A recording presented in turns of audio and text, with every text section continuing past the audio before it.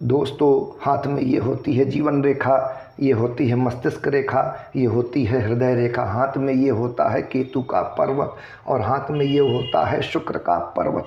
केतु के पर्वत में एक यव का निशान बने और इस यव से एक भाग्य रेखा ऊपर की ओर उठे जो मस्तिष्क रेखा को काटे और यह भाग्य रेखा हृदय रेखा में जाकर मिल जाए। और शुक्र पर्वत से एक शुक्र रेखा ऊपर की ओर उठे जो जीवन रेखा को काटे और आगे बढ़कर यह शुक्र रेखा इस भाग्य रेखा को काट दे। मित्रों, ध्यान से देखें, समझ में आ जाएगा। दोस्तों, जब हाथ में केतु के पर्वत पर यव का निशान बनता है तो इसे बहुत अशुभ और घातक माना जाता है, क्योंकि केतु ग्रह से हमारे बचपने को देखा जाता है। केतु ग्रह का विशेष प्रभाव उम्र के 11 वर्ष तक विशेष रूप से हमारे ऊपर और आपके ऊपर होता है। केतु हमारे बचपने के बारे में बताता है। जब केतु के पर्वत में यव का निशान बनता है तो ऐसे जातक का बचपना बहुत खराब बीतता है। विशेष तौर पर उम्र के 11 साल तक ऐसे जातक को बहुत कष्ट मिलता है, बहुत पीड़ा मिलती है। ऐसे लोगों का बचपना बहुत खराब होता है जब केतु के पर्वत में यव का निशान बनता है। और जब केतु के पर्वत में बने इस यव से भाग्य रेखा निकलकर हृदय रेखा में जाकर मिल जाती है और शुक्र पर्वत से शुक्र रेखा निकलकर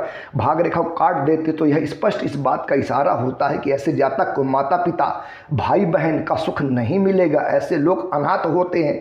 ऐसे लोगों को नहीं पता होता कि उनके माता पिता कौन है, क्योंकि जब केतु के पर्वत में बने इस यव से भाग्य रेखा निकलकर हृदय रेखा में जाकर मिल जाती है तो ऐसे लोगों को माता पिता और परिवार का सुख नहीं मिलता। ऐसे लोगों का परिवार नहीं होता, ऐसे लोग अनाथ होते हैं। कारण कुछ भी हो सकता है, क्योंकि शुक्र से परिवार को देखा जाता है। शुक्र परिवार का कारक ग्रह होता है और जब शुक्र पर्वत से शुक्र रेखा निकलकर भाग्य रेखा को काट देती है तो ऐसे लोगों को परिवार का सुख नहीं मिलता, ऐसे लोगों का परिवार नहीं होता, ऐसे लोग अनाथ होते हैं।